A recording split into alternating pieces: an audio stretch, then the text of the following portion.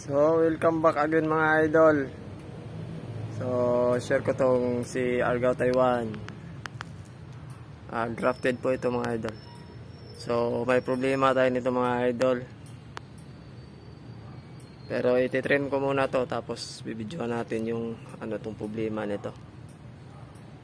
Ititrim ko muna, tapos i-wire ko yung mga kailangan i-wire. Ayan, para madetalye yung padding. So, ayun mga idol. Na-trim na natin, tsaka na-wire na natin yung mga kailangan i-wire. Nice. So, ito yung mga na-wire ko. Ayan. So, ito yung problema mga idol. Tenen, ito. Na-appage yan, isang padding yan. Ngayon, isang sanga na lang natira. Wala na yung mga mga secondary tsaka tertiary niya. Ito, natanggal na to. Isang padding yan. Ito. So, ubos lahat. Kina ng appage. Yung ginawa ko, pinahabaan ko na lang to. Nice. Ano ito, tinira to ng appage eh. Ano, pero na-spray ko na. Yan o.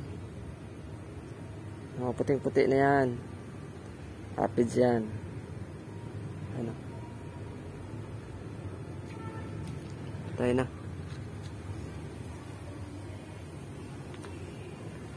Grabe talaga appage mga idol. Mapatay niya talaga yung sanga kasi ano yan eh, maanghang. So pag di kinaya ng sanga, patay. Ayun o, nagsisimula ng nandilaw-dilaw. So pag di nagapan yan, tuloy-tuloy yan, patay. So yun mga idol, dapat mapagmatsyag, mapanuri, matang mapungay. Joke lang mga idol.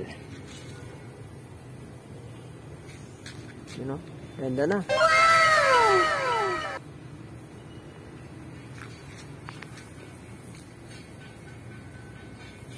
Grafted nga pala to, grafted. Ayan. Dito, nag-graft namin yan dito. Tsaka, dyan. Ito. Tsaka ito. Taas. Literati. Ito, ilagay lang namin to kasi wala siyang lakas. Ayun.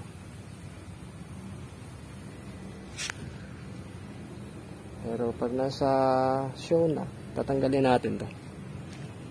Alalay lang yan para hindi siya bumigay. Pero kung may maganda tayong bato na makikita, lagyan natin yan para medyo malaki tingnan yung paa.